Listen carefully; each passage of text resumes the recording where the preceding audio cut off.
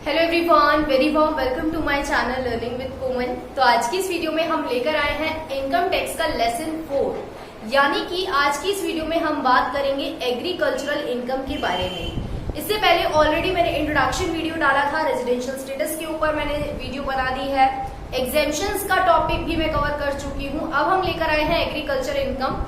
तो काफी ज्यादा इम्पोर्टेंट टॉपिक है, बिकॉज एग्रीकल्चरल इनकम के बारे में पता होना आपको बहुत ज्यादा जरूरी है। एग्जाम में इसका क्वेश्चन आता ही आता है। एंड आज की इस वीडियो में मैं पूरी कोशिश करूंगी कि मैं आपको एग्रीकल्चरल इनकम का पूरा टॉपिक कवर करा दूं इसी सिंगल वीडियो में, एंड आपको कहीं और जाने की जरूरत ना पड़े। तो वीडियो को लाइक, शेयर एंड कमेंट जरूर करें, ज्यादा से ज्यादा स्टूडेंट्स तक वीडियो को पहुंचाएं। और इनकम टैक्स की प्लेलिस्ट आप जरूर चेक करें, मैंने इनकम टैक्स की प्लेलिस्ट भी बना रखी है। डिस्क्रिप्शन बॉक्स आप जरूर चेक करें एक बारी वीडियो देखने के बाद, प्लेलिस्ट आपको पूरी मिलेगी। आप टॉपिक वाइज जो है सारी वीडियोस वॉच कर पाएंगे एंड ज्यादा से ज्यादा स्टूडेंट्स तक वीडियो को पहुंचाएं। चलिए आज का टॉपिक हम स्टार्ट करते हैं। तो इनकम टैक्स एक्ट 1961 के अकॉर्डिंग एग्रीकल्चरल इनकम को डिफाइन किया गया है। इस सेक्शन के अकॉर्डिंग एग्रीकल्चरल इनकम का मतलब होता है जनरली, फर्स्ट ऑफ ऑल यहाँ पे हमें 3 बातें बोली गई हैं। पहली कि कोई रेंट या फिर कोई रेवेन्यू मिला है। कहाँ से मिला है? कोई लैंड है, कोई ज़मीन है जो कि इंडिया में ही सिचुएटेड है और उस ज़मीन को एग्रीकल्चरल पर्पसेस के लिए यूज़ किया गया है। मतलब कोई ज़मीन इंडिया में है और उस ज़मीन को, उस लैंड को एग्रीकल्चरल यानी कि खेती बाड़ी के पर्पसेस से जो है यूज़ किया गया है, एंड वहाँ से कोई रेंट या रेवेन्यू मिल रहा है तो वो एग्रीकल्चरल इनकम कहलाएगी हमारे। उसके बाद कोई इनकम डिराइव हुई है उसी लैंड से, मतलब उसी ज़मीन से, और कैसे हुई है कि हमने कोई एग्रीकल्चरल एक्टिविटी करी है उस ज़मीन पे।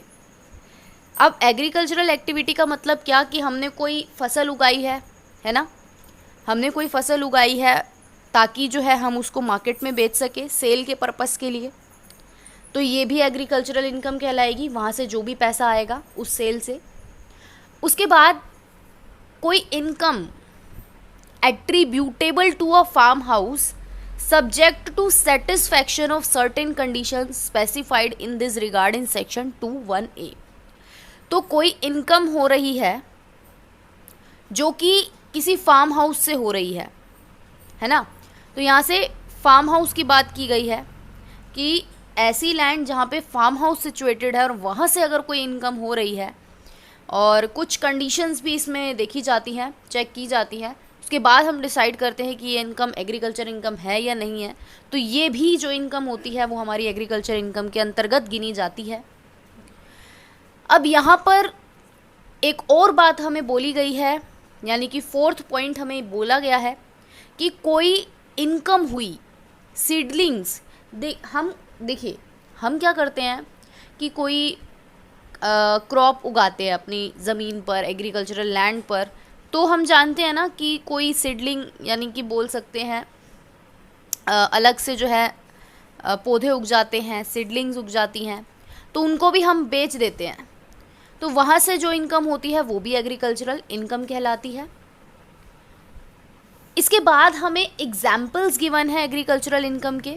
बोला गया है कि हमने ट्रीज़, रीप्लांटेड ट्रीज़ की सेल कर दी, मतलब हमने ट्रीज़ फिर से प्लांट करे उस ज़मीन पर और उन ट्रीज़ की हमने सेल करी, है ना। ट्रीज़ आप जानते हैं ना, ट्रीज़ भी सेल आउट होते हैं, तो वहाँ से इनकम हुई, तो वो भी जो है एग्रीकल्चरल इनकम का एग्जाम्पल हमें यहाँ पे गिवन है।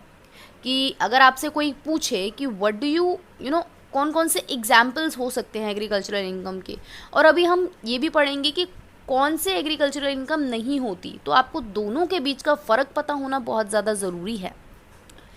पहला, income derive from sale of replanted trees, कि आपने रीप्लांटेड ट्रीज़ को सेल किया और वहाँ से कोई इनकम हो रही है, तो that is your example of agricultural income.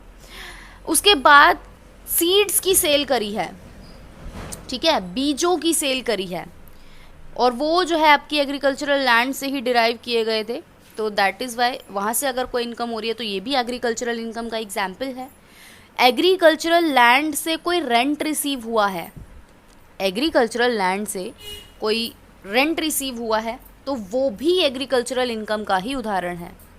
उसके बाद हम जानते हैं फ्लावर्स उग जाते हैं एग्रीकल्चरल लैंड पर, क्रीपर्स उग जाते हैं, तो ये सब जब हम बेचते हैं तो इससे इनकम होती है। लाइक आप बोल सकते हो सनफ्लावर, तो ये भी एक तरीके का क्या है, अगर आप इसको बेचोगे तो ये भी इनकम है, तो ये भी एग्रीकल्चरल इनकम का एग्जाम्पल है।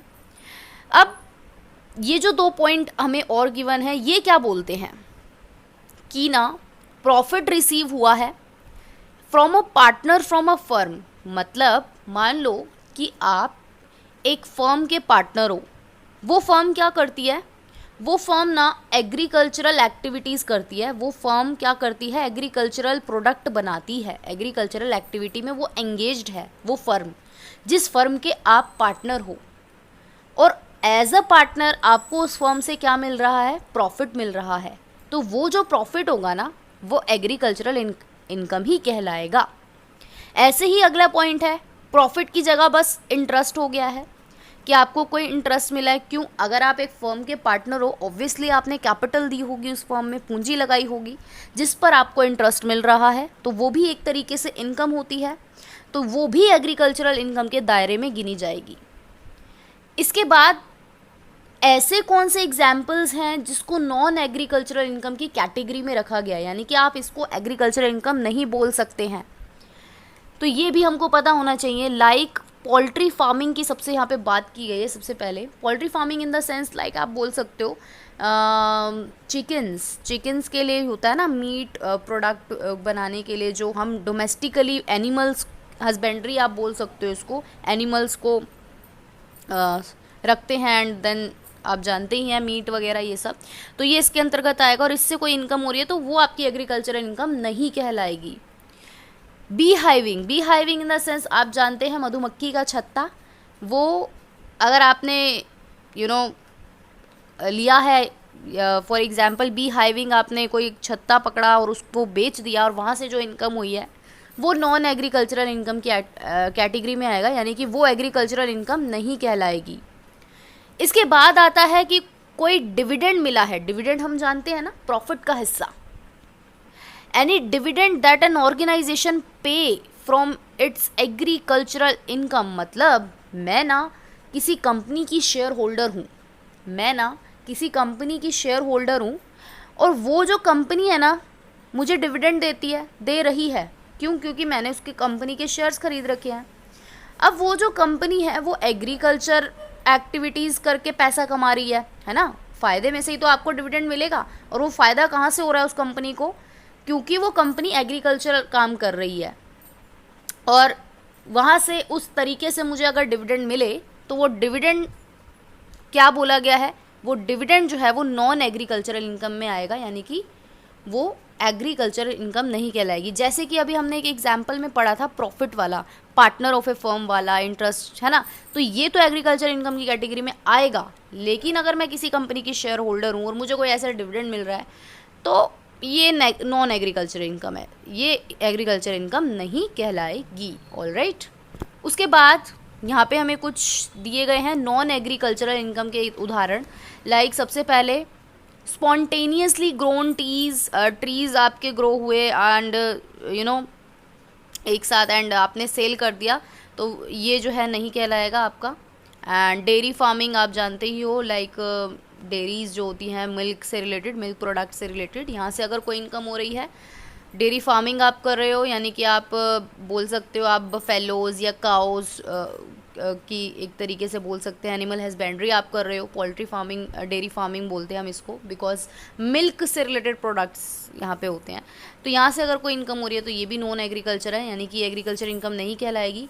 Income from salt produce after the land has flooded with sea water, मतलब कि आपकी कोई ज़मीन में क्या हुआ, बाढ़ आई, बाढ़ आने की वजह से समुद्र का पानी आपकी ज़मीन पे आ गया, और समुद्र का पानी हम जानते हैं खारा होता है, नमकीन होता है, और आपकी वो ज़मीन जो है वो सॉल्टी हो गई है और आप वो सॉल्ट फिर बेच रहे हो और वहाँ से जो इनकम हो रही है वो आपकी एग्रीकल्चर इनकम नहीं कहलाएगी। स्टैंडिंग क्रॉप आपने परचेज कर ली, मतलब किसी की क्रॉप आप परचेज कर रहे हो, ठीक है, तो वो भी नॉन एग्रीकल्चर इनकम का उदाहरण है, यानी कि ये भी एग्रीकल्चर इनकम नहीं है। माइंस होती है ना, रॉयल्टी इनकम, कि हम जो है अपनी ज़मीन पर किसी माइन कंपनी को माइनिंग करने दे रहे हैं, खदानें जिसको हम बोलते हैं, तो जो भी रॉयल्टी इनकम हम रिसीव करेंगे वो नॉन एग्रीकल्चर इनकम कहलाएगी, यानी कि वो एग्रीकल्चर इनकम नहीं कहलाएगी। बटर चीज़ मेकिंग, और मान लो आपकी कोई फार्म हाउस में टीवी सीरियल की शूटिंग हुई है, वहाँ से अगर कोई इनकम हुई है तो ये भी नॉन एग्रीकल्चर इनकम है, यानी कि ये भी एग्रीकल्चर इनकम नहीं कहलाएगी। इसके बाद हमसे एक क्वेश्चन पूछा गया है कि क्या एग्रीकल्चरल इनकम टैक्सेबल होती है, क्या एग्रीकल्चरल इनकम टैक्सेबल होती है या नहीं। तो इसका हम जवाब देंगे। तो बोला गया है section 10 subsection 1 income tax act 1961 का हमको बोलता है कि एग्रीकल्चरल इनकम जो है वो एग्जेम्प्ट होती है। एग्जेम्प्ट का मतलब आपको एग्रीकल्चरल इनकम पर टैक्स पे करने की ज़रूरत नहीं है। Central government can not Levi tax on the agricultural income, की सेंट्रल गवर्नमेंट जो है वो एग्रीकल्चरल इनकम पर टैक्स लिवाई नहीं कर सकती, ना ही रिसीव कर सकती है। लेकिन agricultural income is considered for rate purposes while assessing the income tax liability. यहाँ पे बोला गया है कि हम जब एक असेसी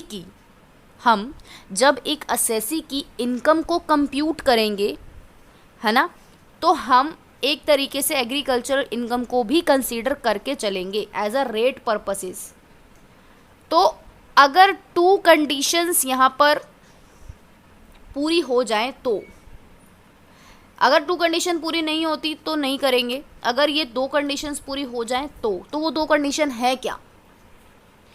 पहली कंडीशन कि आपकी जो नेट एग्रीकल्चरल इनकम है वो 5,000 से ज़्यादा होनी चाहिए प्रीवियस ईयर में। हम जानते हैं ना कि हम इनकम कौन से ईयर की कंप्यूट करते हैं, प्रीवियस ईयर की इनकम को हम कंप्यूट करते हैं। तो नेट एग्रीकल्चरल इनकम अगर 5,000 से ज़्यादा होगा, ये पहली कंडीशन है। दूसरी, total income excluding net agricultural income, मतलब टोटल इनकम जिसमें नेट एग्रीकल्चरल इनकम को अगर हम इंक्लूड ना करें और वो वाली इनकम जो है वो बेसिक एग्जेम्पशन लिमिट के पार चली जाए, यानी कि 2.5 लाख हमारी बेसिक एग्जेम्पशन लिमिट है इंडिविजुअल्स के लिए, और सीनियर सिटीजन्स के लिए जो है 3 लाख है, हम जानते हैं। अगर इससे पार उनकी टोटल इनकम चली जाए बिना एग्रीकल्चर इनकम को कंसीडर किए, तो इन 2 कंडीशंस में हम एग्रीकल्चरल इनकम को कंसीडर करेंगे। मतलब आप बोल सकते हैं कि मान लो यहाँ पे हम एक एग्जाम्पल लें कि आपकी सैलरी जो है 2.5 लाख से ज़्यादा हो गई। मान लो आपकी सैलरी हो गई इनकम हो गई, टोटल इनकम 5 लाख, और आपकी एग्रीकल्चरल इनकम जो है वो 5,000 से ज़्यादा यानी कि 10,000 हो गई। तो यहाँ पे दोनों ही कंडीशन पूरी हो गई आपकी, यानी कि आपकी बेसिक एग्जेम्पशन लिमिट भी जो थी 2.5 लाख से ऊपर चली गई आपकी इनकम, यानी कि वो हो गई 5 लाख, और 5,000 से एग्रीकल्चरल इनकम, मतलब आप 2 काम करते हो, यानी कि आप एग्रीकल्चर का भी काम कर रहे हो और आप दूसरा भी कोई काम कर रहे हो, 2 काम है आपके। यहाँ पे इस केस की बात हो रही है। तो दोनों ही अगर कंडीशन अगर पूरी हो गई ना, तो हम दोनों को ही प्लस करेंगे और उस हिसाब से जो है टैक्स लगेगा। All right, like 5 lakh and 10,000 जो हमने एग्रीकल्चर इनकम मानी थी, तो इन दोनों को ही टोटल करके आपको टैक्स पे करना पड़ेगा। तो ये एक हम बोल सकते हैं कि अगर एग्रीकल्चरल इनकम सिर्फ 5,000 है तो कुछ नहीं होगा। अगर 5,000 से ज़्यादा हो गई और आपकी बेसिक एग्जेम्पशन लिमिट भी ज़्यादा हो गई 2.5 लाख से, तो आपको टैक्स पे करना पड़ जाएगा। यहाँ पे हमें एक नोट गिवन है कि अगर इंडिविजुअल का एग्रीगेट एग्रीकल्चर इनकम, एग्रीगेट मतलब टोटल एग्रीकल्चर इनकम जो है वो 5,000 तक है, तो इंडिविजुअल को अपनी एग्रीकल्चरल इनकम शो करनी पड़ेगी आईटीआर में। आप बोल सकते हैं आईटीआर 1 में बोल सकते हैं। और अगर एग्रीकल्चरल इनकम 5,000 से ज़्यादा हो जाती है तो ITR 2 में उस असेसी को, उस इंडिविजुअल को अपनी इनकम को डिस्क्लोज करना पड़ेगा, यानी कि शो करनी पड़ेगी। तो यहाँ पे हमें ये 2 नोट्स गिवन थे। उसके बाद ये था हमारा एग्रीकल्चर का टॉपिक। तो आज हमने पढ़ा एग्रीकल्चर इनकम क्या होती है, एग्जाम्पल्स क्या है एग्रीकल्चर इनकम के, नॉन एग्रीकल्चर इनकम क्या होती है, साथ में एग्रीकल्चर इनकम टैक्सेबल है, होती है या नहीं होती, ये सब हमने स्टडी कर लिया है। आई होप आपने जो है आज का ये टॉपिक आपका पूरा कंप्लीट हो गया है। एंड फिर भी अगर आपको कोई डाउट हो तो आप मुझे कमेंट जरूर करें, मैं आपको वहीं पे ही उसका आंसर कर दूंगी। और वीडियो को लाइक शेयर कमेंट जरूर करें। Thank you so much.